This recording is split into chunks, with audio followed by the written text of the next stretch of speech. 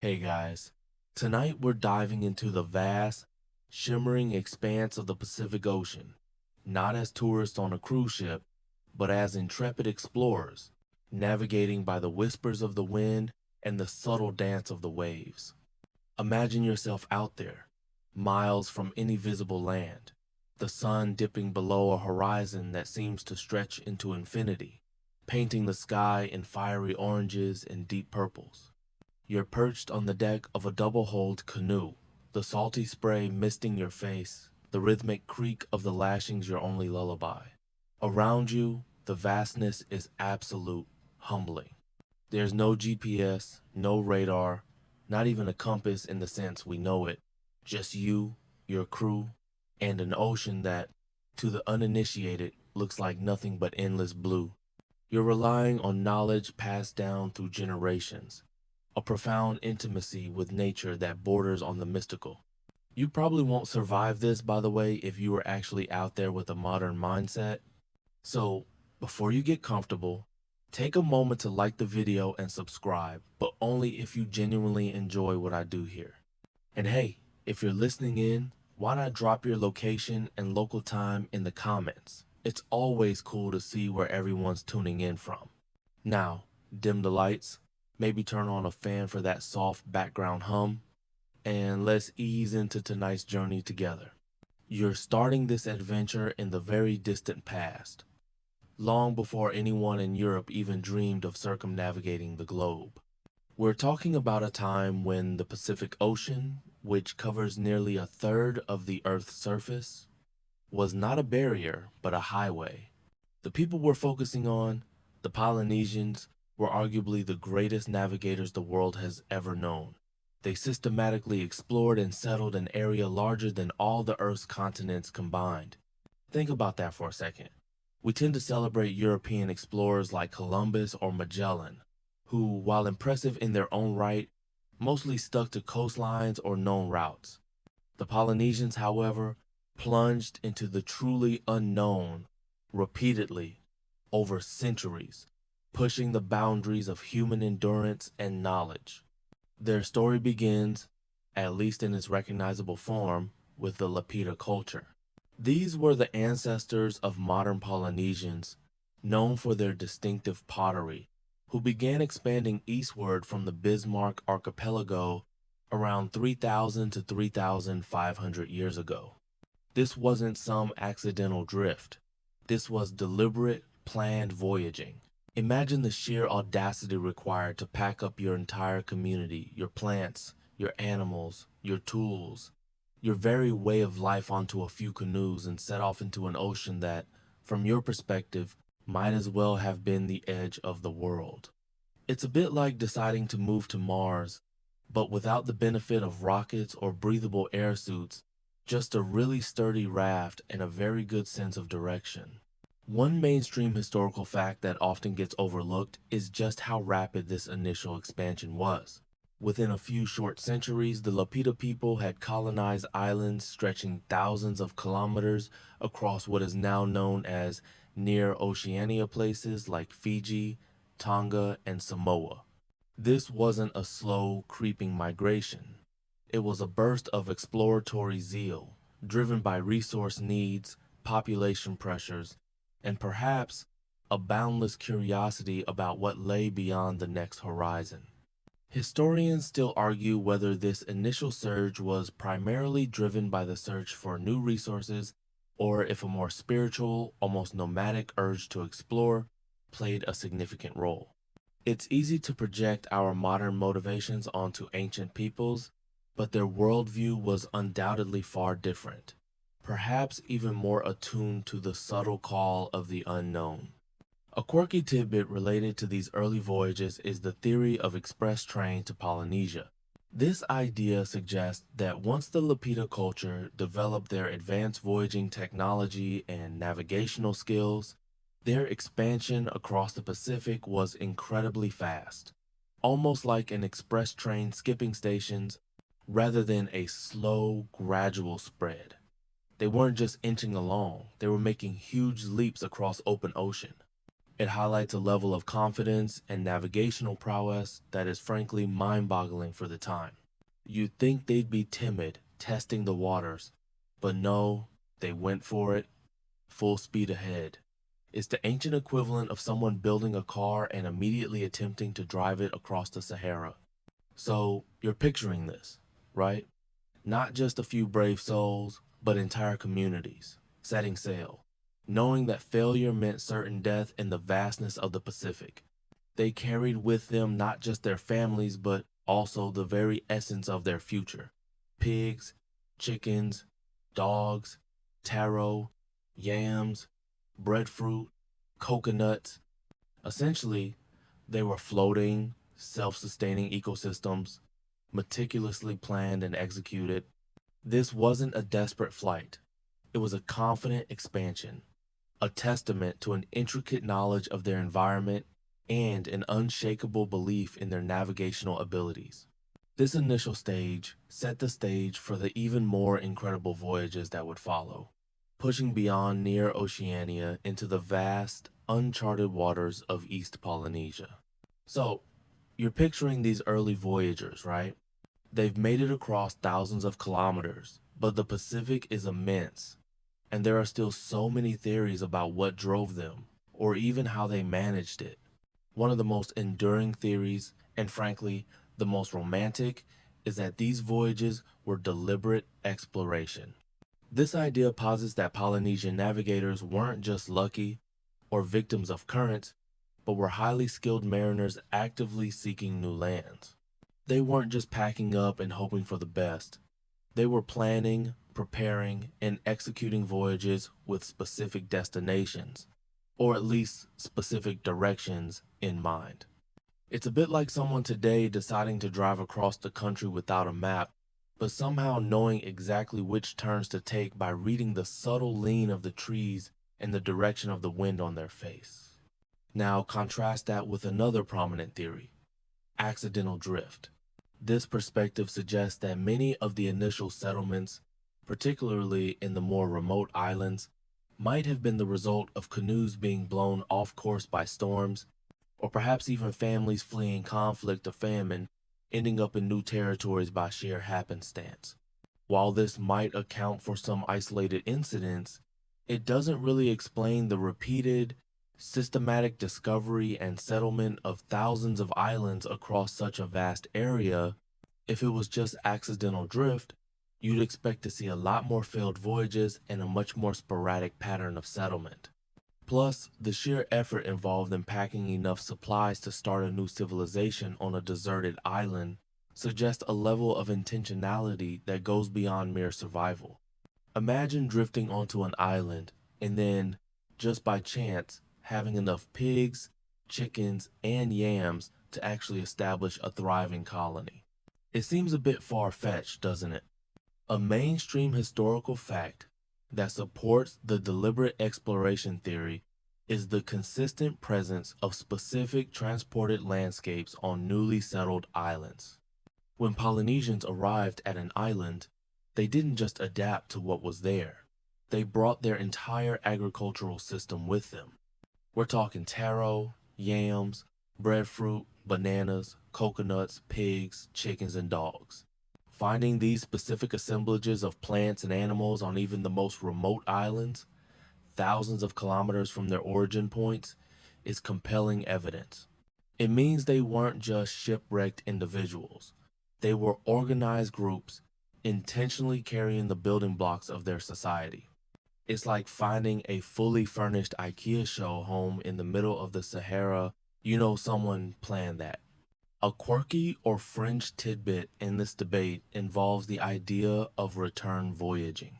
For a long time, some scholars argued that Polynesians might have simply sailed in one direction until they found land, then settled there without the ability to return to their starting point.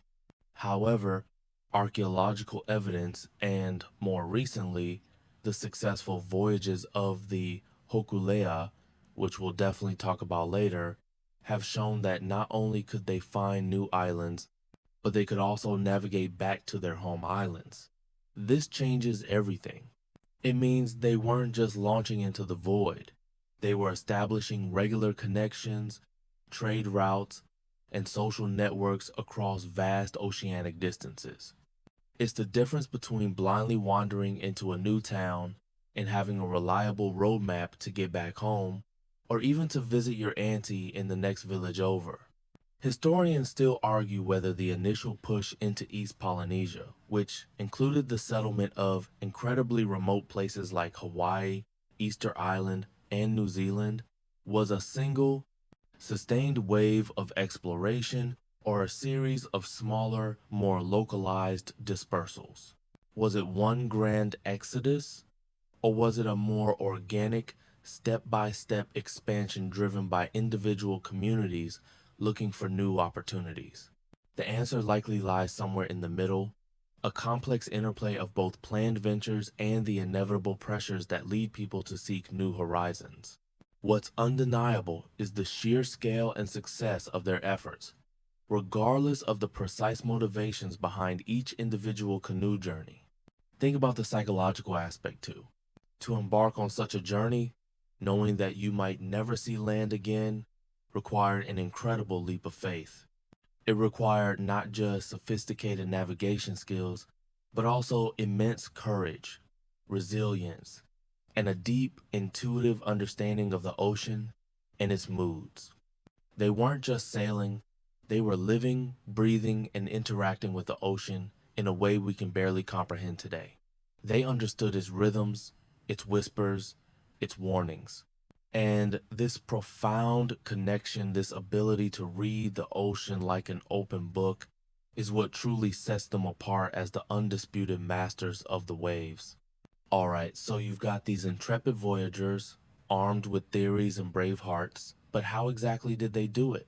How did they build vessels capable of crossing thousands of miles of open ocean, not just once, but repeatedly, carrying entire communities? This brings us to the astonishing canoe construction mastery of the Polynesians. These weren't just simple dugouts you might see in a local river. These were sophisticated, ocean-going vessels, painstakingly crafted and designed for maximum efficiency, stability, and carrying capacity. Think of them less as boats and more as floating villages, miniature ecosystems designed for survival and expansion. The most iconic and effective of these vessels was the double-hulled canoe, known as a wa'a kaulua in Hawaiian, or by similar names across various Polynesian languages. Imagine two slender, finely carved hulls, often made from large timber, lashed together by strong crossbeams. On top of these crossbeams sat a spacious deck, sometimes even with small shelters or cabins. This design offered incredible stability in the unpredictable swells of the open Pacific. Unlike a single-hulled vessel, which can capsize relatively easily in rough seas, the twin hulls provided a wide, stable platform, essential for carrying not just people, but also precious cargo like plants, animals, and fresh water. It's the ancient equivalent of deciding you need a minivan for your cross-country trip instead of a motorcycle, much more practical for hauling the kids and groceries, or in this case, pigs and yams. A mainstream historical fact about these canoes is that they were built without metal tools. Let that sink in for a moment. No steel saws, no iron nails, no power drills. Construction relied on stone adzes for shaping the timber, bone tools for finer work, and ingenious lashing techniques using coconut fiber rope sinnet. The sinnet was incredibly strong, flexible, and resistant to saltwater degradation. Instead of nails, skilled craftsmen would drill holes and painstakingly lash planks together, creating joints that were not only watertight but also flexible enough to withstand the immense stresses of ocean waves. This flexibility was key. A rigid structure might shatter, but a flexible one could breathe with the ocean. Historians still argue whether some of the larger, deep-sea voyaging canoes might have incorporated additional techniques, such as a rudimentary form of caulking with plant resins to enhance their watertight integrity, but the primary method remained lashing. A quirky tidbit related to this construction is the sacredness of the canoe building process. It wasn't just a utilitarian act, it was imbued with spiritual significance. Trees selected for hulls were often chosen with great ceremony, and the entire construction process was overseen by master craftsmen who were often also priests or spiritual leaders. There were chants, rituals, and offerings made at every stage, from felling the tree to launching the finished vessel. This wasn't just about good craftsmanship. It was about ensuring the canoe was tapu, or sacred, and blessed for its perilous journey. Imagine if car manufacturers today performed a ceremonial dance before welding on the doors. It certainly adds a different vibe to the whole process. This integration of practical skill with spiritual belief ensured that every canoe wasn't just a machine, but a living entity, a vital member of the community on its voyage. The sheer scale of some of these vessels was impressive. While many canoes were smaller for inter-island travel, the true deep-sea voyaging canoes could be incredibly large, sometimes over 20 meters 65 feet in length, capable of carrying dozens of people and tons of supplies. This wasn't just about size for size's sake, it was about endurance. The longer the voyage, the more provisions needed, and the more robust the vessel had to be. These canoes weren't just modes of transport. They were a testament to advanced engineering principles, applied with profound ecological knowledge and incredible manual skill. You could almost feel the smooth, polished wood under your hands, smell the salt-laced air, and hear the rhythmic slap of the waves against the hulls as these magnificent creations cut through the water, carrying the hopes and dreams of a people bound for new horizons. Okay, so you've got these magnificent canoes ready for the open ocean. But how do you point them in the right direction when there's nothing but endless blue in every direction? This brings us to perhaps the most awe-inspiring aspect of Polynesian navigation, the star compass. This wasn't a physical instrument with a needle and cardinal points, it was a mental construct, a sophisticated system of knowledge held entirely within the mind of the master navigator, known as a Po in some traditions. Imagine memorizing the positions and rising, setting points of hundreds of stars, not just as abstract points of light, but as fixed markers on a cosmic map. You're essentially carrying a constantly updating GPS system in your head, powered by starlight. The core of the star compass was a conceptual 32-point directional rose, much like our modern compass, but aligned with the rising and setting points of prominent stars. Each point on this compass had a specific star associated with it. For example, if you wanted to sail east, you'd find the star that rises directly in the east and steer towards it. As that star moved across the sky, you'd switch to another star that would eventually rise at that same eastern point, or you'd use other cues to maintain your bearing. It's like following a trail of cosmic breadcrumbs, only the breadcrumbs are celestial bodies twinkling billions of miles away. You're not just looking at a star, you're looking through it to a fixed point on the horizon. A mainstream historical fact is that this system was not just about memorizing stars. It was about understanding the apparent motion of the celestial sphere. Polynesians understood that stars rise and set at slightly different points depending on your latitude. They accounted for this. They knew which stars passed directly overhead at their home islands, using these zenith stars as a kind of celestial latitude marker. As they sailed north or south, different stars would pass overhead, telling them their approximate position relative to the equator. It's an astronomical understanding that rivals, and in some ways surpasses, the European navigators of the same era, who were still grappling with the complexities of calculating longitude. Historians still argue whether their understanding of the stars was purely empirical, based on generations of observation, or if they had developed a more theoretical, almost mathematical framework for predicting celestial movements. A quirky tidbit is that these navigators didn't just use stars for direction, they used the absence of certain stars. If a star that should be visible at a particular time and location wasn't there, it told them something about their position or the time of night. It's like knowing your favorite coffee shop should be on the corner, and if it's not, you know you're on the wrong street, even if you can't see the street sign. This negative space navigation required an even deeper level of celestial knowledge, a comprehensive mental map of the entire night sky and its predictable dance across the heavens. They could also use the apparent size and brightness of stars as they rose and set to gauge their progress and maintain a course, a subtle nuance that often gets overlooked. Imagine you're the Pul, the master navigator, standing on the deck of your Wa Kolua. The sun has set, and the Milky Way stretches above you like a shimmering river. You're not just seeing random points of light. To you, each star is a signpost, a beacon, a silent guide.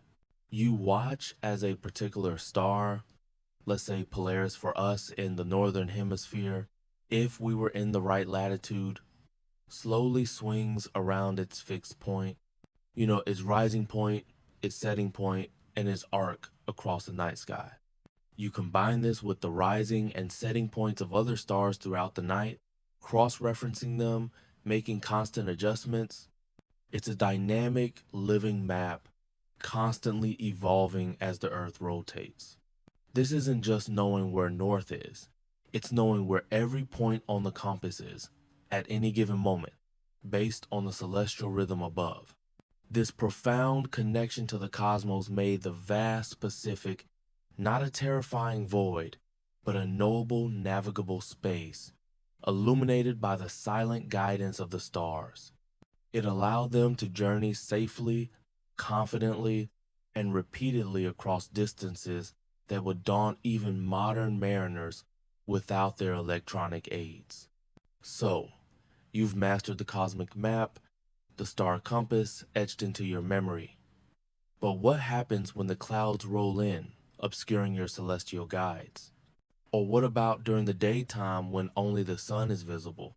This is where the Polynesian navigators truly transcended mere stargazing. They learned to read the ocean like a map, specifically by understanding the subtle yet profoundly informative language of waves and swells. Imagine feeling the pulse of the earth through the deck of your canoe, deciphering its every tremor and undulation. You're not just floating, you're intimately connected to the very fabric of the ocean's movement. Think about it this way. The ocean isn't just a flat, uniform surface. It's a complex tapestry of interacting wave systems. Even on a seemingly calm day, there are underlying swells, long, rolling waves generated by distant storms or consistent wind patterns thousands of miles away. These swells travel in straight lines, maintaining their direction even when local winds change. A Polynesian navigator could detect these subtle, persistent swells by feeling the way the canoe pitched and rolled. It wasn't about seeing the waves necessarily, but feeling their direction and interaction beneath the hull. It's like being able to tell where a train is coming from just by the vibrations in the ground, even if you can't see or hear it yet. A mainstream historical fact about this wave reading technique is the concept of refracted swells. When a long, consistent swell encounters an island, even one far out of sight, it doesn't just disappear, it bends or refracts around the island. This creates a distinctive, often subtle, cross-hatching pattern of waves as the refracted swells interact with the main swell. A skilled navigator could detect these interference patterns up to 50 miles away from an island, long before any land was visible. It was like having an invisible radar system broadcasting the presence of land through the very water itself. Imagine how powerful that knowledge was, knowing land was near when all your eyes could see was endless blue. Historians still argue whether this refraction effect was consciously understood as a scientific principle, or if it was an intuitive, almost subconscious recognition built upon generations of accumulated empirical observation and embodied knowledge. A quirky or fringe tidbit is the use of wave pilots or stick charts. While not used for actual real-time navigation on the open ocean, these were mnemonic devices, often made from palm fronds and shells that illustrated wave patterns around islands. They weren't precise maps, but rather abstract representations of how swells would interact with land masses. A master navigator would study these charts on land, internalizing the complex interplay of waves, much like a musician might study a score before performing. It was a way to transfer the intangible feeling of the ocean into a tangible, if symbolic, form. It's a bit like trying to explain the taste of sunshine to someone by showing them a picture of a lemon. It's not the real thing, but it helps convey the essence. You're out there, the sun high overhead, no stars in sight. The wind might be gusting from one direction, but beneath the immediate chop, you feel a deeper, more consistent swell coming from another. This tells you about the direction of the prevailing winds far away, or the presence of a distant landmass. You might feel a second, more subtle swell from yet another direction intersecting the first. This triangulation of wave patterns, combined with the way your canoe responds to them, becomes your living map. You're constantly adjusting, feeling, interpreting. The canoe isn't just a vessel, it's an extension of your senses, a finely tuned instrument for perceiving the subtle language of the sea. This profound skill meant that even when the skies were overcast for days, depriving them of their stellar guides, Polynesian navigators were not lost. They continued their journey, guided by the very motion of the water beneath them. It's an almost mystical connection, an embodiment of the idea of becoming one with the ocean. And this intimate understanding of wave dynamics was just one piece of their multifaceted navigational genius, complementing their mastery of the stars and preparing them for the next crucial set of environmental clues. So you've got your internal star compass, your intimate understanding of wave patterns, but the ocean is vast, and sometimes a little extra help from Mother Nature herself is precisely what you need. This is where the Polynesian navigators showcase their incredible ability to interpret bird and cloud lore, turning seemingly insignificant details of the natural world into vital navigational cues. Imagine sailing for days, perhaps weeks, with nothing but the vast blue around you, and then a tiny speck on the horizon, or a particular formation of clouds, suddenly shouts, "Land!" in a language only you understand. Think about it. Birds, especially certain species, have predictable behaviors. Most seabirds, like frigatebirds or terns, will range out from land during the day to hunt for food, but they nearly always return to land at night to roost. If you're out on the open ocean and you start seeing these specific species flying consistently in one direction in the late afternoon, what does that tell you? It tells you there's land in that direction. And if you see them flying back in the morning, it confirms their nightly roosting place. It's like watching pigeons in a city. They might forage far and wide, but at dusk, they're heading back to their roost on the cathedral roof. For a Polynesian navigator, a single bird could be a feathered arrow pointing directly to an unseen island. A mainstream historical fact about this is the specific knowledge of migratory bird patterns. While many seabirds are general indicators, some species follow predictable migratory routes, often touching down on specific islands along their journey. Polynesians observed these patterns over centuries, building a deep understanding of which birds signaled the presence of certain islands or island groups. This wasn't just casual observation. It was systematic, cumulative knowledge passed down through oral traditions.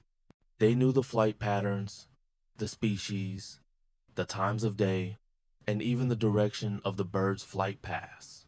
Historians still argue whether some of the more ambitious voyages were specifically timed to coincide with known migratory patterns, essentially hitching a ride on the avian equivalent of an oceanic highway. A quirky tidbit is the use of bird fishing. No, not literally fishing for birds to eat, but rather using birds to find fish and in turn land. Sometimes a navigator might intentionally catch a seabird, keep it in the canoe for a day or two, and then release it. The bird instinctively would fly towards the nearest land. By observing the bird's flight path, especially if it circled once to gain its bearings and then flew off purposefully, the navigators gained a critical piece of information. It's the ancient world's equivalent of a biological drone sent out to scout ahead. And if the bird didn't fly in a consistent direction, well, then you knew you were still in the vast, empty part of the ocean, and it was time to rely even more heavily on your other skills. Beyond birds, clouds were another crucial indicator. You're looking for specific types of clouds, not just any fluffy white puff. Imagine a low-lying, stationary cloud formation that seems to hover persistently over a particular spot, even when other clouds are moving with the wind. This cloud cap often forms over high islands, as moist ocean air is forced upwards by the landmass, cools, and condenses. It's a telltale sign that land is beneath it, often visible long before the land itself appears over the horizon. You're not just looking up, you're interpreting the atmospheric symphony, listening for the subtle clues it offers. Even the color of the clouds could provide clues. Clouds reflecting sunlight off a shallow lagoon might have a distinct greenish hue, while those over a deep ocean would appear darker or more uniformly gray. It's a very subtle distinction, requiring years of experience to master. But for a seasoned navigator, it was another piece of the puzzle, another confirmation that they were on the right track. You're essentially seeing a reflection of the ocean floor hundreds of miles away projected onto the sky.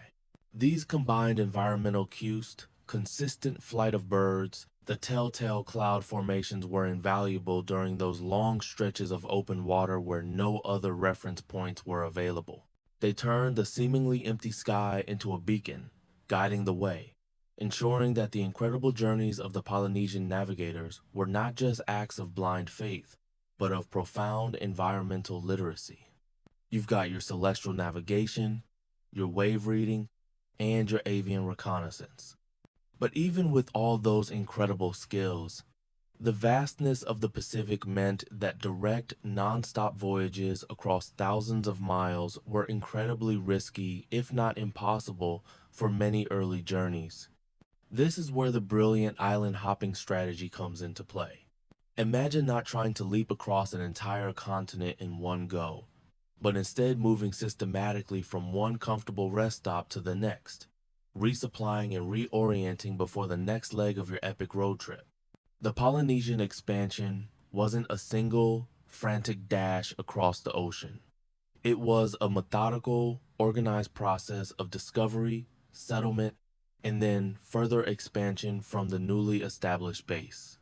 Once a new island was discovered and deemed suitable for habitation, a community would settle there, cultivate crops, and establish a new population center. This new island then became the launch pad for the next wave of exploration. It's like building a series of progressively outward bound scientific research stations, each one providing the resources and knowledge needed to push further into the unknown. This strategy drastically reduced the risks associated with long-distance voyaging and allowed for a much more sustainable and successful pattern of colonization. A mainstream historical fact supporting this strategy is the archaeological evidence of successive waves of settlement. Researchers can often date the earliest human presence on various islands, revealing a clear pattern of eastward expansion from the Lapita homeland. For example, islands like Fiji, Tonga, and Samoa were settled first, followed by the Cook Islands, then the Society Islands, and finally the more remote outposts like Hawaii, Easter Island, and New Zealand.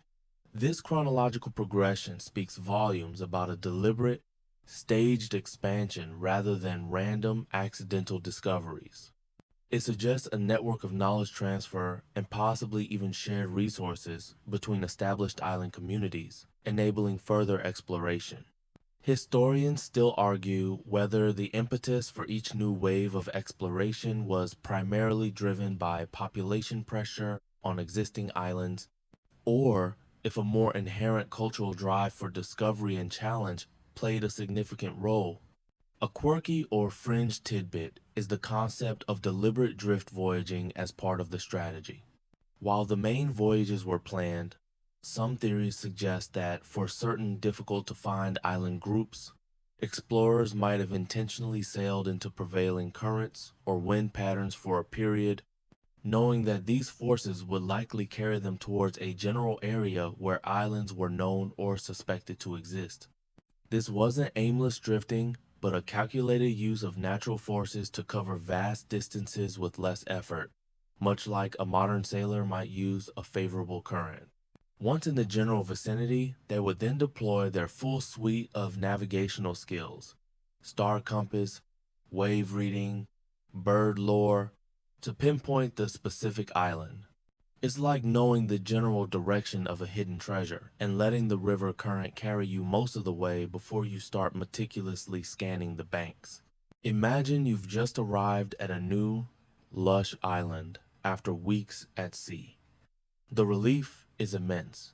You're exhausted, but also filled with the thrill of discovery. Your first priority, beyond establishing a temporary camp, is to assess the island's resources and its suitability for long-term habitation. Are there fertile grounds for planting the taro and yams you've brought? Is there fresh water? Are there enough native resources to supplement what you've carried? If the answer is yes, then the long, arduous process of establishing a new society begins. Your group works together, clearing land, building shelters, and nurturing the precious plants and animals you've transported. Once the new settlement is stable, and perhaps a generation or two has passed, new canoes are built, new navigators are trained, and the cycle begins again. Knowledge from the previous voyage is meticulously passed down, perhaps even refined, before the next wave of exploration sets out. This island hopping strategy was not just efficient, it was incredibly robust. It allowed for recovery from difficult voyages, the replenishment of supplies, and the continuous refinement of navigational techniques based on real-world experience. It transformed the seemingly insurmountable challenge of crossing the Pacific into a series of manageable, though still incredibly challenging steps, ultimately leading to the incredible spread of Polynesian culture across the largest ocean on Earth. So you've got this brilliant island hopping strategy, and central to its success are the vessels themselves. We touched on canoe construction, but let's zoom in on the absolute workhorse of Polynesian long-distance voyaging, the double-hulled wonders. These weren't just big canoes, they were incredibly advanced pieces of marine engineering, far ahead of their time, purpose-built for the rigors of the open ocean. Imagine combining the stability of a catamaran with the carrying capacity of a small cargo ship, all powered by muscle and wind, and you start to get the idea. The true genius of the double-hull design, or wa'a kaulua as it's known in some traditions, lay in its stability and capacity. Unlike a single-hulled canoe that relies on a single keel for stability, often requiring constant counterbalancing by the crew or the addition of outriggers, which were also used for various types of canoes, the double hull created an inherently stable platform. Picture two parallel hulls, usually of slightly different sizes, connected by strong, flexible crossbeams and a spacious deck laid over them. This wide base meant the canoe could handle rough seas with far less risk of capsizing, a critical factor when you're carrying your entire civilization on board. It's the difference between trying to balance on one leg versus standing firmly on two. Much less tiring for a multi-week journey, wouldn't you agree? A mainstream historical fact is that the payload capacity of these canoes was immense. These weren't just vessels for a few adventurous souls. They were designed to transport dozens of people, often entire extended families, along with a carefully curated selection of plants: taro, yam, breadfruit, coconut, banana, sugarcane, paper mulberry for topicloth, animals, pigs, chickens, dogs, sometimes even rats, though probably not intentionally on the passenger list, tools, fishing gear, and enough fresh water and preserved food to sustain them for weeks, if not months. This comprehensive bio-kit ensured that when they landed on a new island, they had everything necessary to establish a viable new colony. This wasn't just exploration. It was premeditated colonization on a grand scale, a floating ark of biodiversity. Historians still argue whether the initial population bursts for some of the more remote islands came from a single, massive voyaging canoe, or from multiple smaller canoes arriving in close succession. A quirky tidbit about the double-hulled canoes is their remarkable sailing efficiency.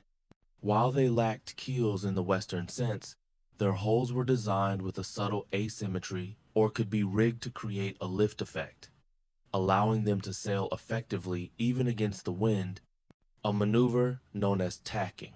By skillfully adjusting their sails and rudders, steering paddles, Polynesian navigators could make surprising progress upwind, which was crucial for maintaining a desired course when winds were unfavorable or for making return voyages. They could literally zigzag their way towards a destination, using the very force that seemed to oppose them. It's a bit like driving a car that somehow gets better gas mileage when you drive uphill. It defies conventional wisdom, but it works. This sophistication in sail design and hydrodynamic understanding is often underestimated. Imagine you are on the deck of one of these leviathans. You feel the steady rhythm as the hulls cut through the waves. The lashings that bind the crossbeams to the hulls are not rigid. They flex and groan with the motion of the ocean, absorbing the shock of the waves, allowing the entire structure to move as a cohesive Brésilien uni. The sails, typically woven from pandanus leaves, catch the wind, propelling you forward. You're not just sitting, you're living on this vessel. There are communal spaces, perhaps even a small hearth for cooking, and areas for sleeping. The very construction itself is a testament to thousands of years of accumulated knowledge, passed down from artisan to apprentice, refined through countless voyages and generations of trial and error. The design wasn't static. It evolved over time and varied slightly between island groups, adapting to local resources and specific voyaging needs. But the core principles of stability, capacity, and efficiency remained constant. These double-hulled wonders were the pinnacle of ancient maritime technology, enabling journeys of discovery and settlement that reshaped the human map of the world. They were, in essence, the ultimate tool for island hopping, perfectly engineered for their monumental task. So you've got the incredible canoes, the star compass in your mind, the feel of the waves, the wisdom of birds and clouds. But how was this immense, intricate body of knowledge preserved and transmitted across generations, particularly in cultures that didn't rely on written language? This brings us to the absolutely critical role of oral tradition mapping. Imagine carrying an entire library of critical survival data, not in books, but in the minds of elders, master navigators, and storytellers, passed down through rhythmic chants, epic poems, and practical apprenticeships. For the Polynesian navigators, knowledge was a living thing, embodied and performed. It wasn't written down in charts or manuals. Instead, every piece of information, the names of stars, their rising and setting points, the characteristics of different swells, the flight patterns of birds near specific islands, the currents, the depths, even the subtle sense of distant lands carried on the wind, was meticulously encoded into chants, songs, proverbs, and elaborate narratives. These weren't just bedtime stories. They were navigational textbooks, memorized and recited with absolute precision. It's like having all of Google Maps and Wikipedia stored in your brain, but you have to sing it out loud to access the data. A mainstream historical fact is the existence of navigation schools or ware wananga, houses of learning, in some Polynesian societies, particularly in places like the Marquesas and New Zealand. Here, young, promising apprentices would spend years, sometimes decades, under the tutelage of a po, Master Navigator. This training was rigorous and holistic. It involved not just memorizing the chants, but also practical experience, observing the stars from dedicated stargazing platforms, learning to identify subtle shifts in wind and wave patterns, and undertaking short, supervised voyages. It was an apprenticeship system of the highest order, where theoretical knowledge was constantly tested and reinforced by practical application. Historians still argue whether the Warrawananga were strictly segregated from general society or if they played a more integrated role in the broader cultural transmission of knowledge. A quirky tidbit related to oral tradition is the use of body mapping. Some navigators would physically embody the star, compass, or ocean swells. They might lie down, using parts of their body to represent different directions or swell movements, mentally rehearsing the intricate patterns. It wasn't just abstract knowledge. It was deeply somatic, felt in the bones and muscles. Imagine trying to explain how to drive a car by only using hand gestures and exaggerated body movements. And the apprentice then has to perfectly replicate those movements while blindfolded. This kinesthetic learning solidified the complex data in a way that mere rote memorization could not. It made the ocean and sky extensions of their own bodies intimately connected. The act of reciting these navigational chants was often a communal event, reinforcing the knowledge for everyone, not just the designated navigators. It imbued the information with cultural significance and ensured its accurate transmission. Any deviation could mean disaster on a voyage, so precision was paramount. Think of it as a living, breathing database, constantly updated and verified by the collective memory and experience of the community. When a master navigator shared a story of a difficult voyage, they weren't just entertaining, they were imparting vital lessons about currents, landfalls, and dangers, layering new information onto the existing framework. This reliance on oral tradition meant that the knowledge was also highly adaptable. As new islands were discovered and new routes established, the maps could be updated. New chants would be composed, new stories told, incorporating the latest discoveries into the existing body of wisdom. It was a dynamic system, constantly growing and evolving, rather than a static written document. This profound method of knowledge transmission ensured that the incredible feats of Polynesian exploration were not just isolated acts of genius, but a continuous legacy, passed down through countless generations, allowing their people to not just survive, but thrive across the vast watery world of the Pacific. So you've got the master navigators, their minds brimming with star lore and wave wisdom, ready to command their incredible canoes, armed with the collective knowledge of generations. But let's be real, even with all that genius, the ocean is a fierce mistress, and wayfinding challenges were immense, often brutal. Imagine standing on the deck, the salt spray whipping your face, knowing that one miscalculation, one sustained storm, could mean the difference between discovering a new paradise and disappearing forever into the vast, indifferent blue. The primary, most terrifying challenge was simply the sheer scale of the Pacific Ocean. We're talking about distances that dwarf entire continents. A voyage from the Marquesas to Hawaii, for instance, covers roughly 3,700 kilometers, 2,300 miles of open water. That's farther than New York to Los Angeles. And unlike a road trip, there are no gas stations, no roadside diners, no convenient motels if you feel like stopping for the night. You are utterly alone, relying on your supplies, your wits, and the fragile integrity of your vessel. The feeling of utter isolation must have been profound, a constant test of psychological fortitude. A mainstream historical fact detailing these challenges is the rarity of land in vast stretches of the Pacific. Even in the island-rich areas, many islands are tiny, low-lying specks, barely visible from a distance. The margin for error was incredibly thin. If a navigator was off course by even a few degrees over a long journey, They could easily miss their target island entirely, sailing past it into empty ocean. This is where their multifaceted approach to navigation became absolutely crucial. Relying on just one cue, like stars, wasn't enough.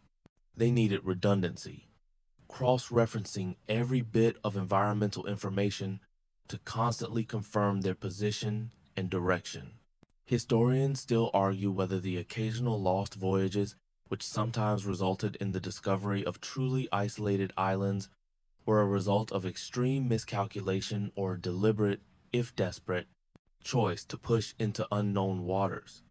A quirky or fringe tidbit is the phenomenon of ghost islands or false positives.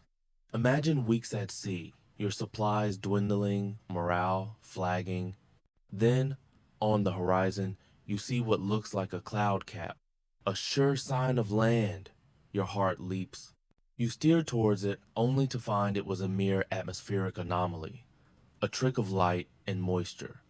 The crushing disappointment of a false sighting, after the incredible effort and hope invested, must have been psychologically devastating.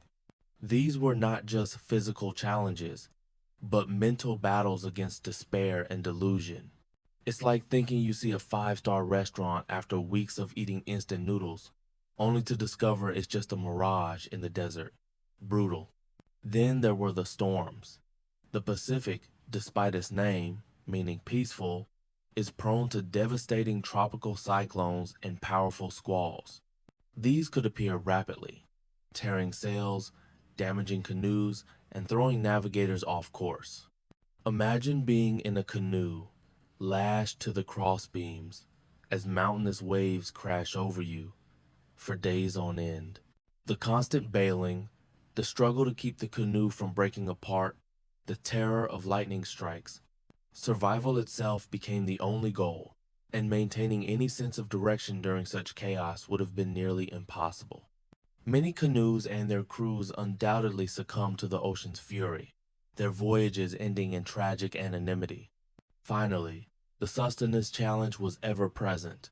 Even with careful planning, fresh water and food were finite resources. Long voyages pushed the limits of human endurance, with crews facing dehydration, hunger, and scurvy. The ability to fish and collect rainwater was essential, but not always guaranteed. Every drop of water, every morsel of food, was carefully rationed. The constant vigilance required, even when resting, to conserve resources and monitor the environment added another layer of relentless stress to an already grueling undertaking. These challenges weren't just obstacles, they were integral parts of the journey, shaping the navigator's skills and solidifying their legendary status as the ultimate masters of resilience and oceanic survival. So you've journeyed through the Polynesian mind, touched upon their incredible nautical engineering, and wrestled with the immense challenges they faced. Now, let's rewind a bit and talk about the very beginnings of this extraordinary human expansion, the Lapita culture. Imagine an ancient, vibrant society, not defined by empires or grand cities, but by a distinctive pottery style and an insatiable desire to explore the unknown. This culture is essentially the archaeological signature of the ancestors of modern Polynesians, marking their pioneering movement across the Pacific. The story of the Lapita begins in the Western Pacific, specifically around the Bismarck Archipelago, just northeast of New Guinea. Around 3,500 to 3,000 years ago, a new and distinct cultural pattern emerges in the archaeological record. What sets the Lapita apart and how we identify them is their incredibly intricate and often highly decorated pottery. This pottery wasn't just functional, it was a form of artistic expression, adorned with geometric patterns, stylized faces, and curvilinear designs, often created by dentate, toothed stamping. Finding these distinctive sherds of pottery across thousands of miles of ocean is like finding a specific brand of ancient coffee cup at every single stop along a massive ancient highway. It tells you a lot about who was traveling and where they were going. A mainstream historical fact about the Lapita is their remarkably rapid eastward expansion. Within a few short centuries, these people, with their distinctive pottery and associated toolkits, had spread over 4,000 kilometers to 500 miles across what is now known as Near Oceania, reaching as far as Fiji, Tonga, and Samoa. This was a truly astonishing feat of maritime capability. They weren't just moving along coastlines. They were making significant open ocean crossings to settle previously uninhabited islands. This rapid burst of colonization is what gives rise to the express train to Polynesia theory we touched upon earlier, highlighting their advanced navigation and voyaging technology right from the get-go. Historians still argue whether the Lapita expansion was primarily driven by a search for new uninhabited lands and resources, or if it was also influenced by internal social dynamics, perhaps even conflict, within their home region. A quirky or fringe tidbit concerning the Lapita involves their genetic legacy. Recent DNA studies of ancient human remains from Lapita burial sites have provided fascinating insights into their origins and their relationship to modern Polynesians. These studies often reveal a close genetic link, confirming the Lapita as the direct ancestors. However, some findings also suggest subtle admixture with existing populations in some areas, or even multiple, distinct waves of migration from different source populations over time. It's like finding that your family tree has a few more branches than you initially thought, adding complexity and nuance to the grand narrative of human movement across the Pacific. It shows that ancient migration wasn't always a simple, linear path, but a dynamic process of movement, interaction, and adaptation. Imagine being an archaeologist, painstakingly excavating a site on a remote Pacific island.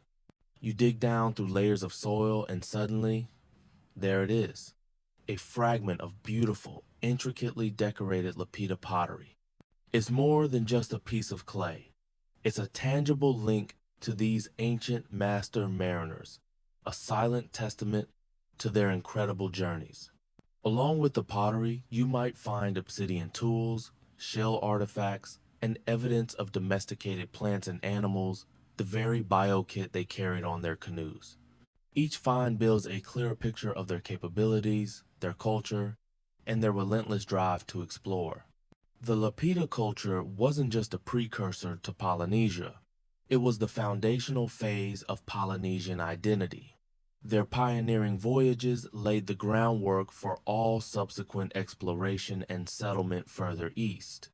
They refined the canoe technology, developed the initial navigational principles, and established the cultural template for the vibrant societies that would eventually populate the farthest reaches of the Pacific.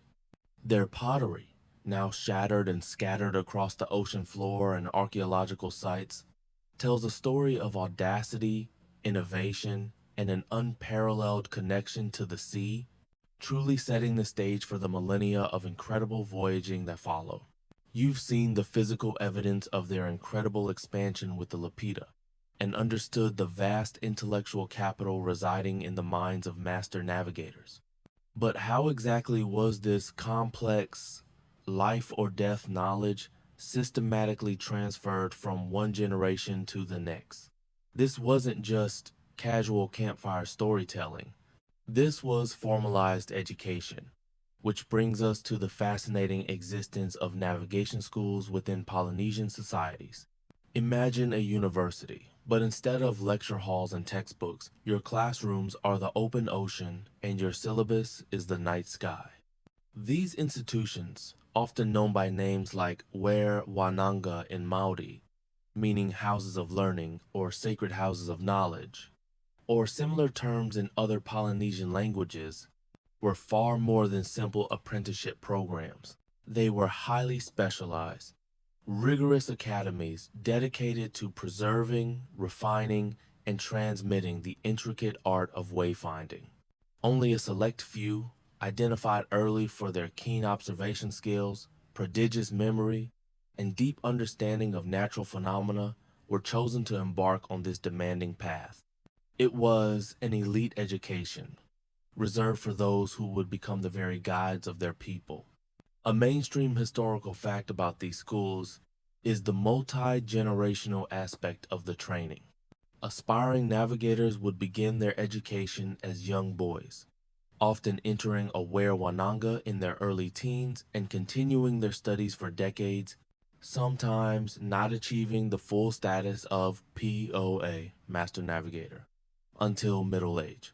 This extended period allowed for deep immersion in the vast body of knowledge, from memorizing star paths and ocean currents to understanding cloud formations and bird migration patterns. They wouldn't just learn what to look for, but how to feel it, intuitively grasping the subtle nuances of the environment. Historians still argue whether the most advanced levels of navigation knowledge were held exclusively by a priestly class, or if this specialized wisdom was more broadly accessible to any gifted individual willing to undertake the demanding training. A quirky tidbit that often surprises people is the emphasis on ritual and spiritual discipline within these schools. It wasn't just about accumulating empirical data. The training involved strict taboos, periods of fasting, and elaborate ceremonies. These rituals were believed to enhance the students' spiritual connection to the environment, allowing them to better read the ocean and sky. It also instilled the immense respect and responsibility associated with the role of a navigator. Imagine having to perform a specific dance before your final exam, believing it will help you connect with the spirit of algebra. It adds a whole new dimension to exam stress, doesn't it? This spiritual dimension underscores that for Polynesians, wayfinding was not merely a science, but a sacred art, deeply interwoven with their cosmology and beliefs. The curriculum of a navigation school was comprehensive. Students would learn the names and movements of hundreds of stars, not just at night, but how their positions correlated with the sun during the day. They'd study the feel of swells by simulating canoe movements on land, sometimes even in special pits filled with water. They would memorize long chants detailing routes, landmarks, and the characteristics of distant islands. They practiced mental mapping, visualizing thousands of square miles of ocean and islands. Their intellects were honed to a razor's edge, capable of processing and synthesizing vast amounts of real-time environmental data. When you picture these schools, don't imagine rigid classrooms. Think of a master navigator sitting with his apprentices on a beach at sunset, pointing to the first rising stars, or on a canoe far from land. The master patiently explaining how a particular wave pattern tells them about a distant, unseen island. It was an immersive, experiential education, blending observation, memorization, and hands-on practice. The navigators who emerged from these schools were not merely skilled sailors. They were living embodiments of their culture's most vital knowledge, the custodians of their people's future, able to bridge the vast distances of the Pacific with nothing but their profound wisdom and courage. So you've been through the rigorous training in one of those incredible navigation schools, and now you're gazing up at the night sky. For you, it's not just a beautiful twinkling canvas. It's a living, breathing map, a meticulously calibrated instrument. This profound understanding comes from their mastery of celestial sphere concepts, an intuitive grasp of how the stars, sun, and moon appear to move across the heavens, and crucially, how those movements relate directly to your position on Earth.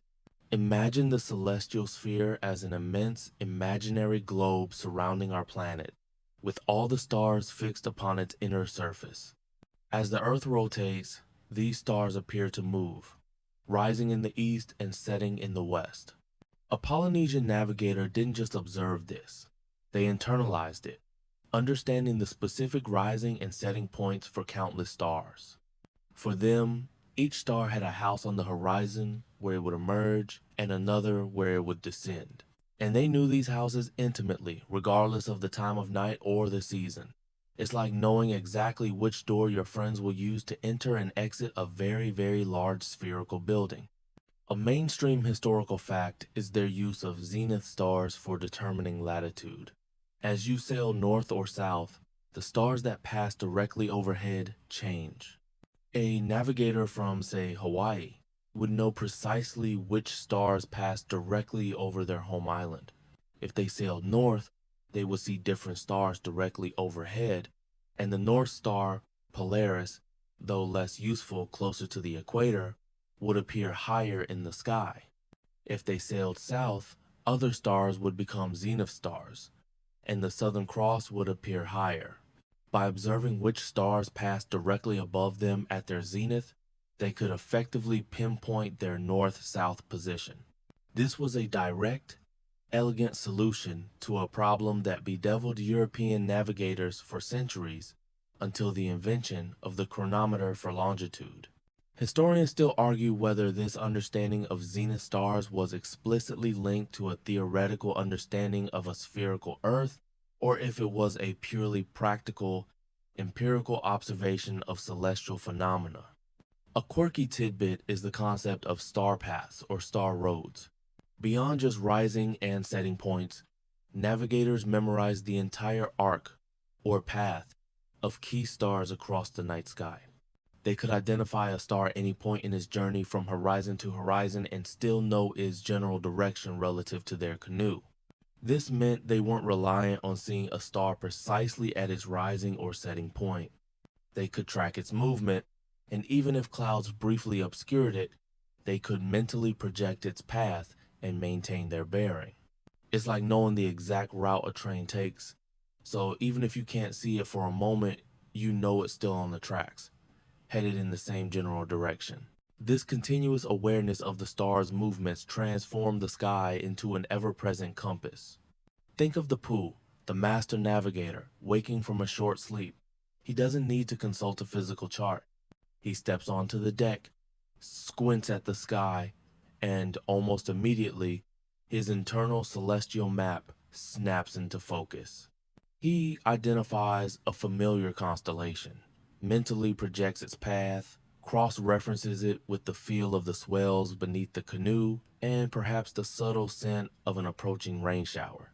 He knows exactly where he is, how far he's traveled, and in which direction he needs to continue. The sky and the ocean are not separate entities. They are a unified system, constantly providing data points that he instinctively interprets. This profound internalized knowledge of the celestial sphere meant that the Polynesian navigators were not simply lucky or brave. They were highly skilled astronomers and practical scientists, using the natural world as their laboratory and the cosmos as their guide. Their ability to read the heavens with such precision allowed them to traverse vast, featureless expanses of ocean with confidence, demonstrating an intellectual and practical mastery that stands as one of humanity's greatest navigational achievements. It shows how deeply human curiosity and ingenuity can be intertwined with the natural world. You've charted your course by the stars, felt the deep rhythms of the ocean swells, and even listened to the whispers of birds and clouds. But what happens when you're nearing land and the visible signs aren't quite enough to pinpoint that tiny island? This is where the truly subtle, almost esoteric knowledge of the ocean comes into play. Understanding submerged reef clues. Imagine detecting the presence of hidden underwater structures, not by seeing them, but by interpreting the way the ocean surface behaves above them. You're essentially seeing ghosts on the water, ripples that reveal the unseen world below. The open ocean generally has a consistent deep blue color, but as the water becomes shallower or passes over a submerged reef or shoal, its characteristics subtly change. This might not be immediately obvious to the untrained eye, but for a seasoned Polynesian navigator, these changes were vital clues. They were looking for specific visual alterations in the water, even when the reef itself was far below the surface and entirely out of sight. It's like having an invisible sonar system, But instead of sound waves, you're using light and the subtle dynamics of water. A mainstream historical fact is the recognition of reef reflections or lagoon reflections. When sunlight hits a shallow, sandy lagoon or a submerged coral reef, it reflects light differently than deep ocean water. This reflected light can, under the right conditions, illuminate the underside of clouds above, giving them a distinct lighter or even greenish hue. This ethereal glow in the sky was a telltale sign of shallow water or an island with a lagoon, often visible from many miles away, long before the land itself appeared. Imagine the thrill of seeing that subtle green tint in the clouds after weeks of nothing but deep blue below and endless gray above, a beacon of hope in the vastness.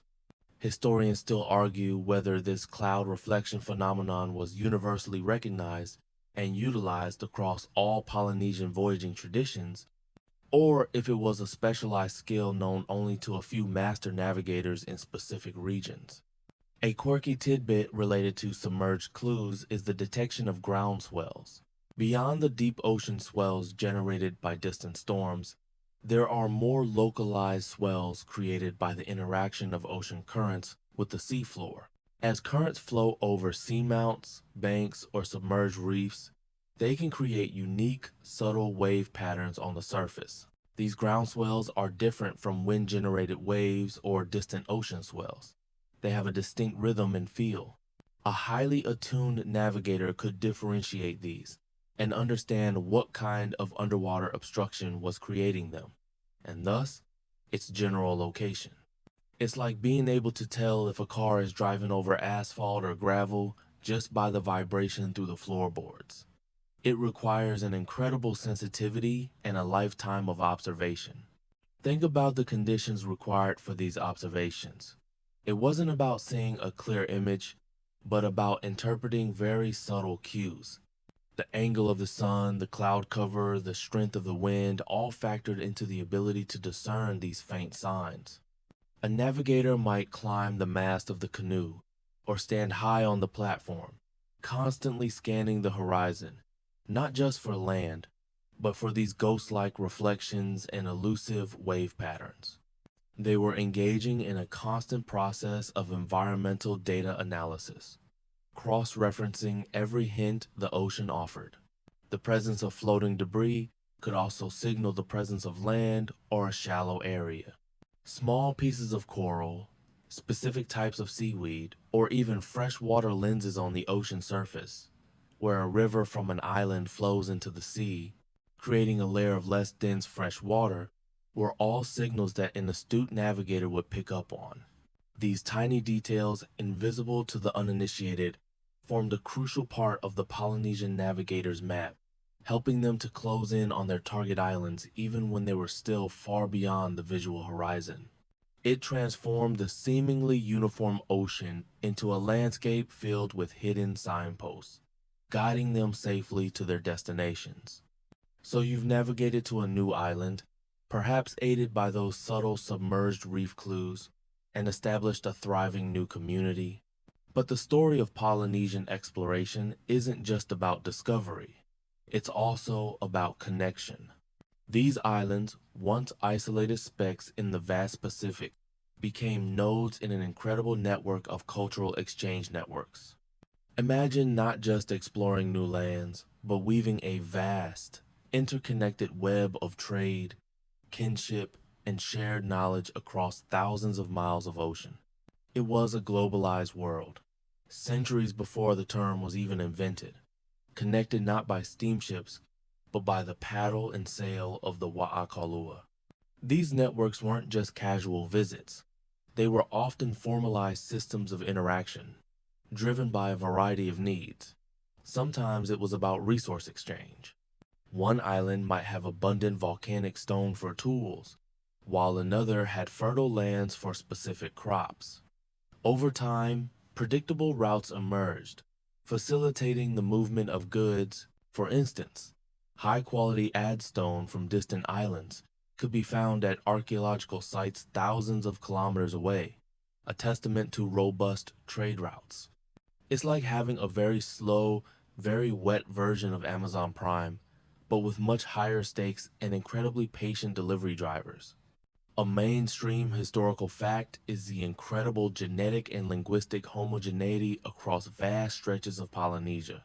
Despite the immense distances, the languages spoken across the Polynesian Triangle, from Hawaii in the north to Rapa Nui, Easter Island in the southeast, and Aotearoa, New Zealand in the southwest, are remarkably similar, all stemming from a common Proto-Polynesian language. This linguistic family resemblance is strong evidence of continuous contact and communication between island groups, even after initial settlement. Similarly, genetic studies often show close relationships between populations on widely separated islands, indicating ongoing intermarriage and population movement. Historians still argue whether these ongoing connections were primarily driven by economic necessity, or if social and political alliances played a more significant role in maintaining these vast exchange networks. A quirky tidbit is the role of chiefly gifts or ceremonial exchanges in solidifying these relationships. Beyond simple bartering, many exchanges involved highly valued ceremonial items, like intricately carved wooden artifacts, fine mats, or special bird feathers. These weren't just commodities, they were symbols of prestige, alliances, and mutual respect between chiefs and communities. Imagine a modern head of state sending a gift of a rare ancient artifact to a counterpart halfway around the world, not for its monetary value, but for the profound diplomatic message it conveys. These were the ultimate friendship bracelets of the ancient Pacific, binding distant islands together in a complex web of reciprocal obligations and shared identity. Think about the implications of these networks. Knowledge was shared, new navigational techniques, agricultural innovations, even artistic styles. If a devastating hurricane struck one island, nearby islands within the network might send aid or offer refuge. It fostered a sense of collective identity and interdependence across the vast ocean. These voyages weren't just one-way trips of colonization. They were often bidirectional, with navigators making repeated journeys between specific islands, solidifying routes and maintaining connections. The act of sailing itself, and the ability to connect distant lands, also conferred immense prestige on the navigators and their chiefs. To command a voyaging canoe was to wield immense power and responsibility, ensuring the flow of goods, knowledge, and even people between island communities. These cultural exchange networks transformed the Pacific from a collection of isolated landmasses into a vibrant, interconnected world, demonstrating not only the Polynesians' mastery of the ocean, but also their profound social ingenuity in knitting together a diverse array of communities into a shared cultural tapestry. It truly highlights how human connection, even across immense distances, is a fundamental driver of our history. You've delved into the ancient mysteries of Lapita, understood the intricate dance of stars and swells, and marveled at the robust cultural networks. But for centuries, much of this profound knowledge, particularly the deep-sea wayfinding skills, began to fade. European contact brought new technologies, new priorities, and sadly, new diseases that decimated populations, breaking the chains of oral tradition.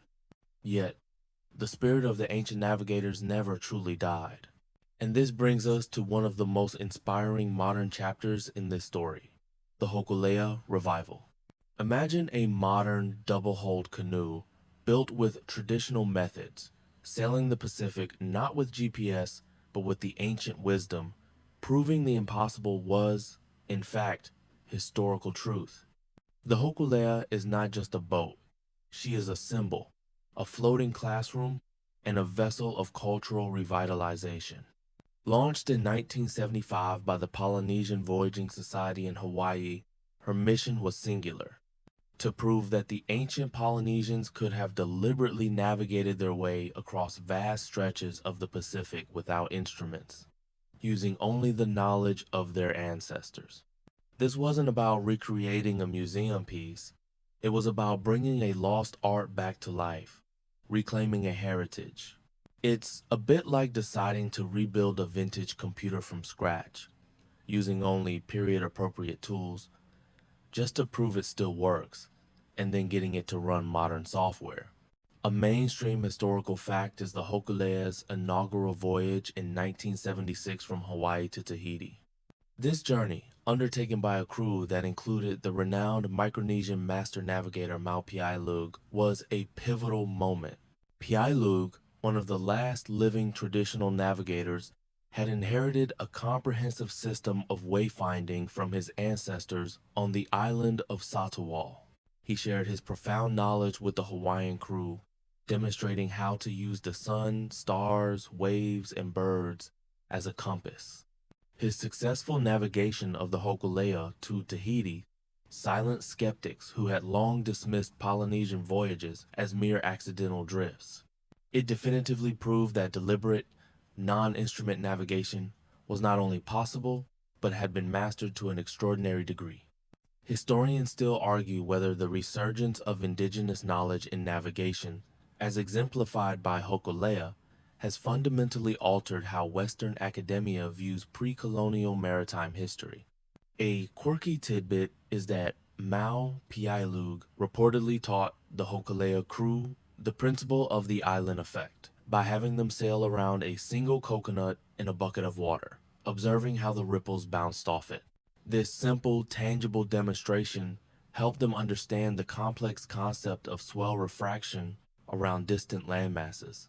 It's an example of how profoundly practical and intuitive traditional knowledge can be, boiling down complex hydrodynamics into something you can literally hold in your hands. It reminds you that sometimes the best classrooms are the simplest ones.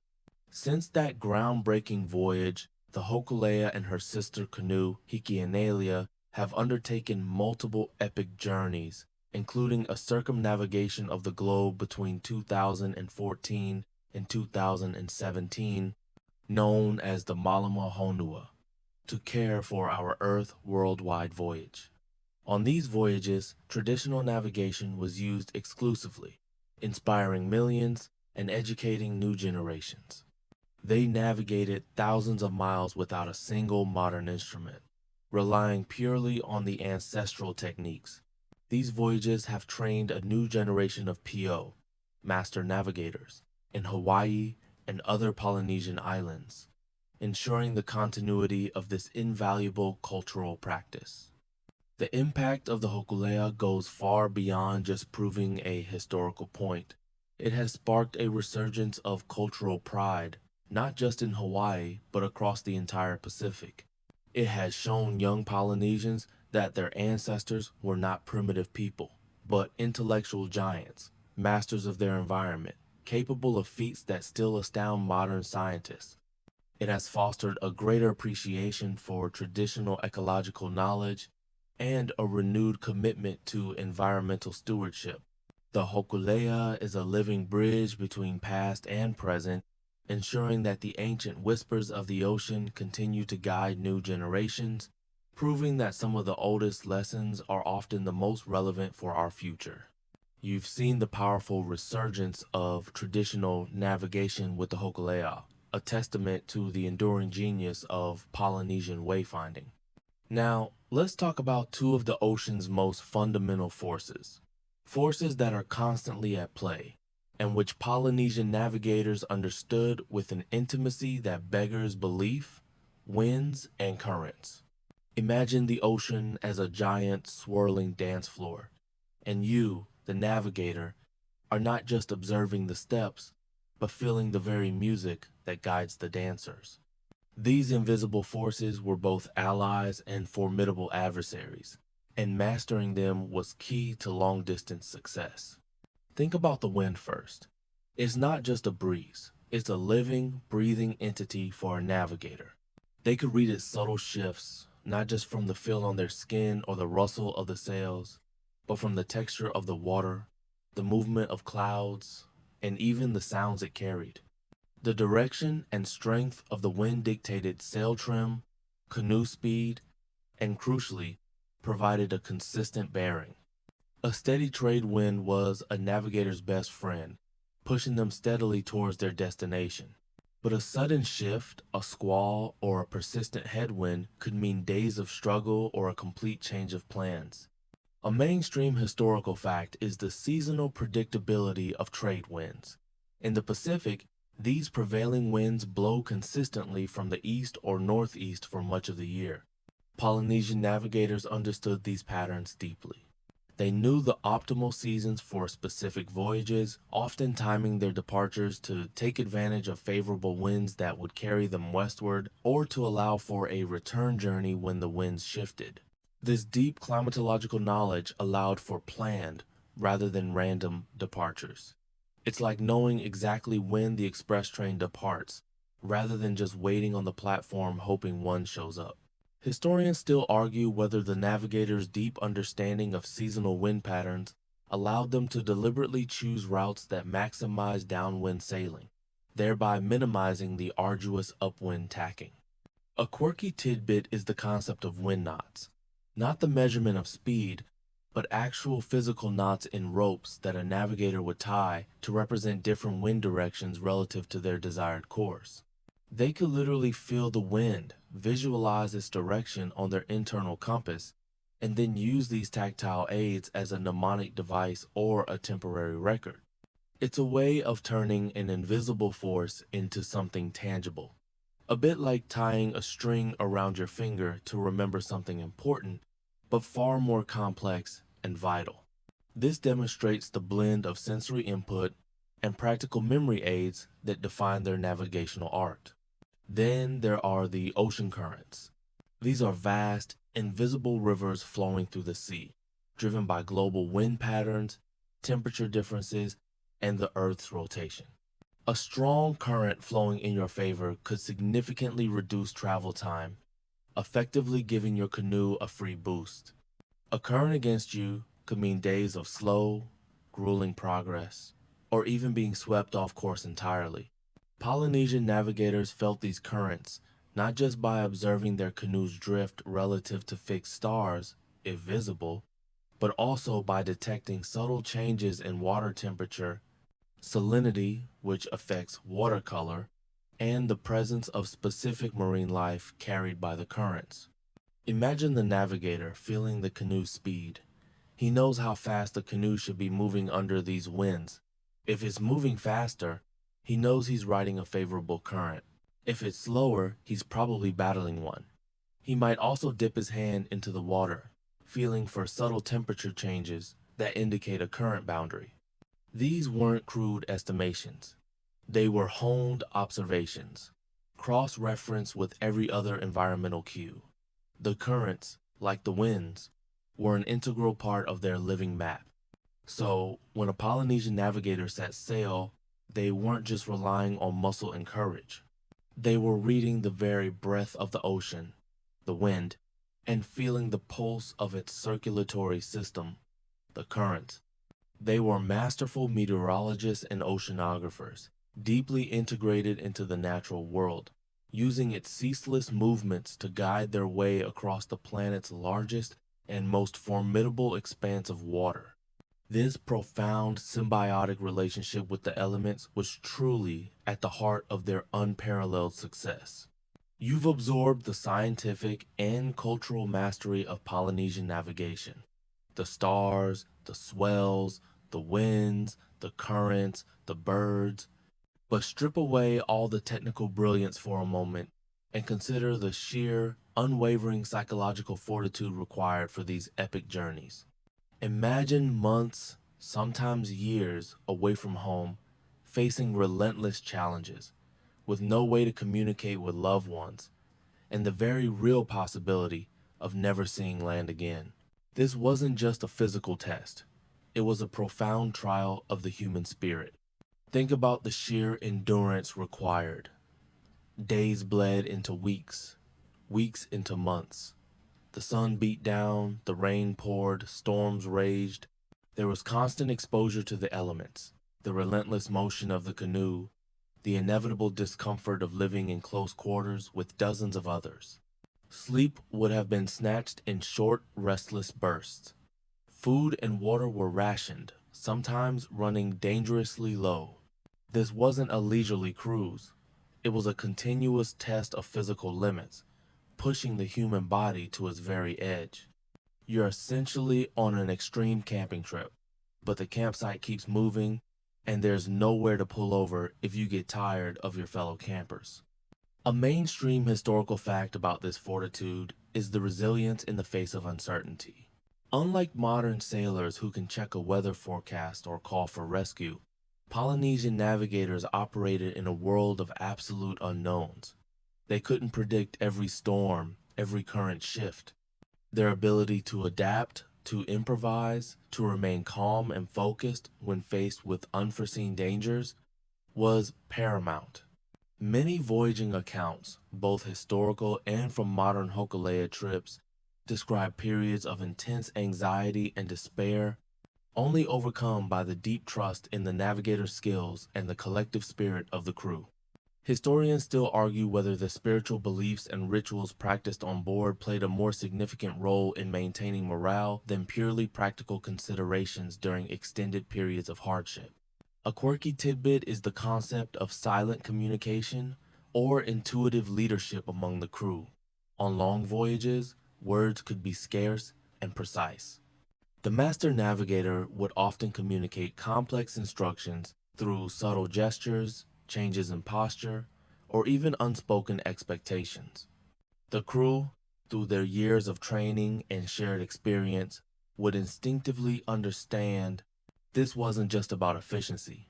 It built a profound sense of unity and shared purpose, essential for survival. Imagine trying to explain how to change a tire to someone without speaking, just by pointing and nodding. Now imagine your life depends on it. The psychological toll of such voyages must have been immense. Loneliness, even amidst a crew, could creep in. Doubts about their course, about finding land, about their very survival would undoubtedly gnaw at them. Yet, the navigators and their crews pressed on. What fueled them? A deep sense of duty to their community, perhaps. An unyielding belief in the knowledge passed down by their ancestors. And, undoubtedly, an immense, almost spiritual connection to the ocean itself, seeing it not as an enemy, but as a path. Consider the role of leadership. The Poe was not just a technical expert. They were also a psychologist, a spiritual leader, and a source of unwavering confidence. They had to inspire hope when supplies dwindled, quell fear during storms, and maintain discipline when fatigue set in. Their calm demeanor, their unshakable belief in their abilities, was contagious, anchoring the entire crew. It's like being the captain of a spaceship, but instead of computers, your only tech support is your own gut feeling and a really good memory. Ultimately, the successful exploration and settlement of the Pacific was not just a triumph of technology or scientific knowledge, it was a testament to the extraordinary human capacity for courage, resilience, and an indomitable spirit. The Polynesian navigators, facing an unknown world, showed us what humans are capable of when driven by curiosity and an unshakable will to endure. They weren't just sailors, they were philosophers of the sea, demonstrating that the greatest journeys are often as much about the inner landscape as the outer. You've been immersed in the incredible journey of Polynesian navigators, their ingenious methods, and their unbreakable spirit. But for centuries, particularly in Western historical narratives, the question often arose, were these oceanic voyages isolated to the Pacific? Or did the incredible seafaring skills of these people connect with other parts of the world?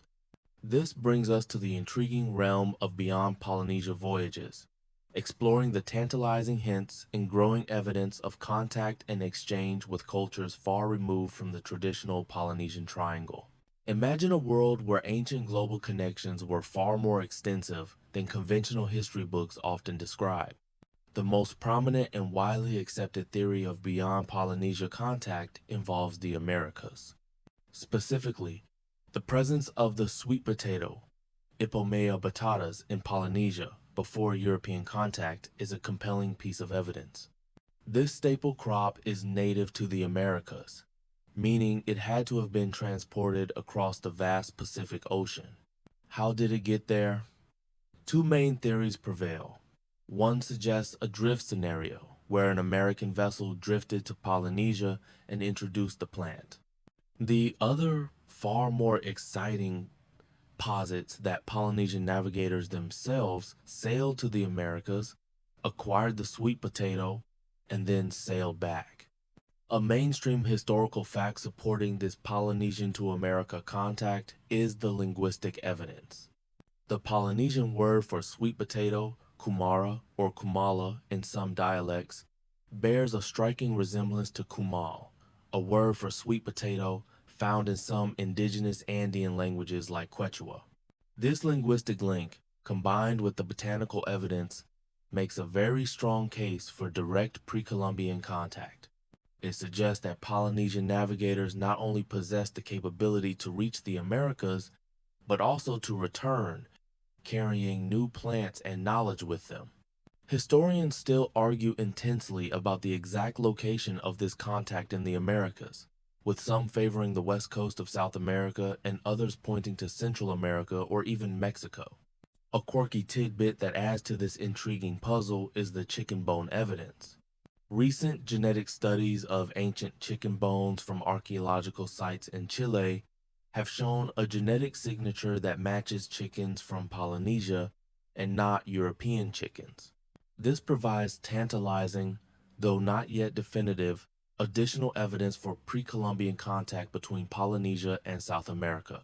Imagine chickens, the ultimate ancient fast food, potentially making an oceanic journey across the Pacific, not just with their genes, but as a living testament to an ancient, forgotten maritime highway. It's a bit like finding a Roman coin in a pre-Viking settlement in Greenland. It opens up a whole new world of historical possibilities. Beyond the Americas, there have been other fascinating though less conclusive discussions. Some theories suggest possible, albeit rarer, contact with cultures in Southeast Asia or even Madagascar. Although these links are far more debated and typically point to origins rather than regular exchange. The enduring mystery of the white-skinned giants or red-haired people in some Polynesian oral traditions, particularly on Easter Island, has also fueled speculation about early interactions with non-Polynesian groups, though these remain largely unproven folklore. The implications of confirmed beyond Polynesia voyages are immense. They shatter the long-held notion of isolated civilizations and paint a picture of a more interconnected ancient world.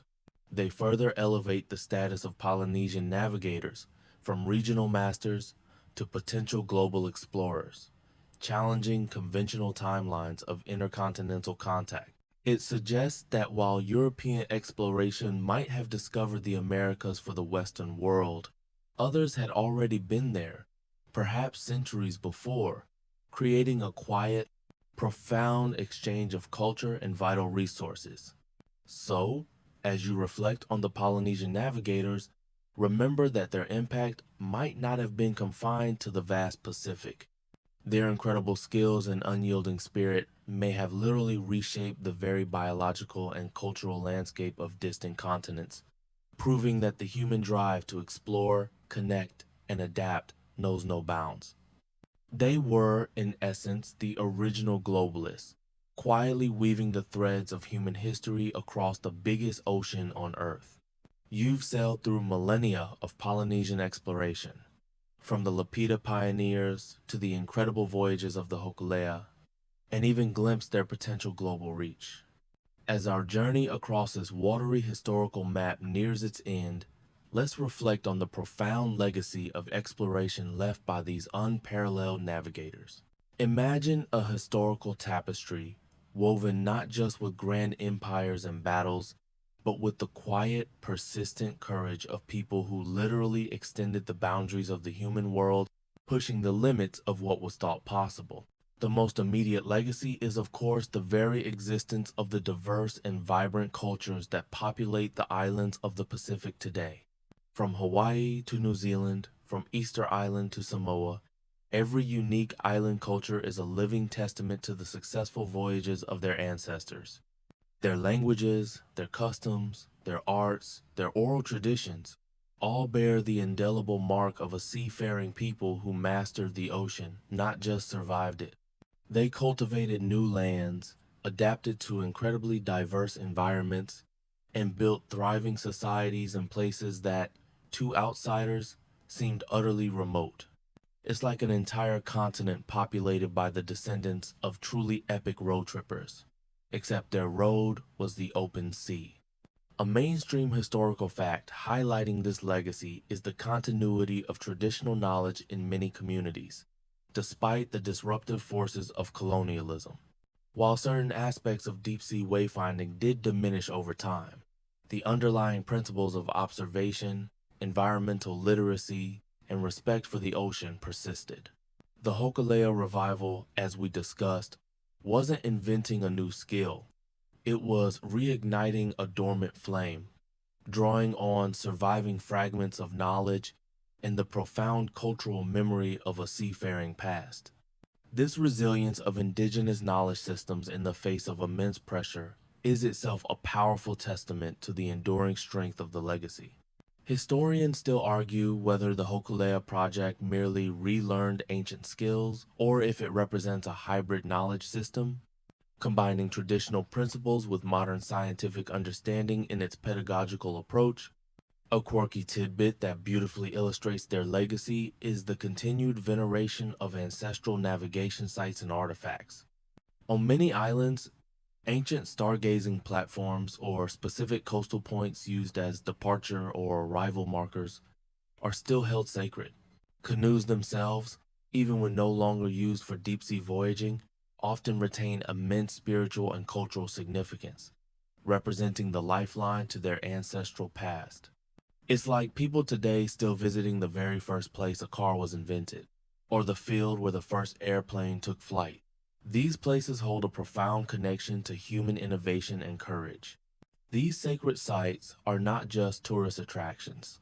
They are living reminders of their incredible heritage. The Polynesian legacy of exploration fundamentally reshaped our understanding of early human migration and capability. For a long time, Western narratives often portrayed ancient peoples as static, bound to their landmasses unless discovered by European explorers. The Polynesian story turns this on its head, revealing a dynamic, mobile, and intellectually sophisticated people who deliberately and systematically explored the largest geographic feature on Earth.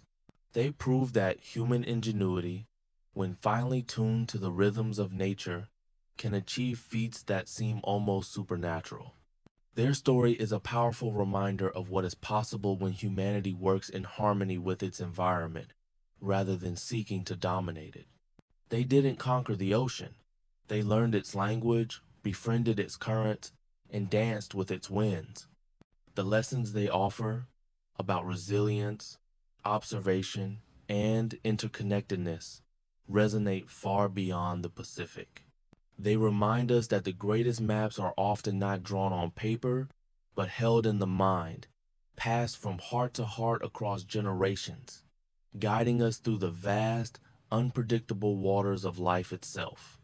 And as you drift off to sleep, let the gentle rocking of those ancient canoes, guided by the whispers of the stars and the hum of the ocean, lull you into a peaceful slumber. Word count 1045. The gentle hum of the fan seems to deepen now, blending with the imagined lapping of waves against the wooden hull. You've traveled far tonight, not just across an ocean, but through centuries of human endeavor, witnessing a mastery of the natural world that feels almost dreamlike. The great navigators of Polynesia, those quiet giants of history, found their way not with frantic effort, but with a patient, profound connection to the rhythm of the planet. Let that thought settle in, a comforting weight. There's no rush now, nowhere else to be but here in this moment of quiet. The stars are still above you, even if hidden by your ceiling, and the currents of time continue their slow, steady flow. Rest easy, knowing that even in the deepest darkness, there are always guides, always a way forward, whispered by the world around you. Just breathe and let the gentle current of sleep carry you away.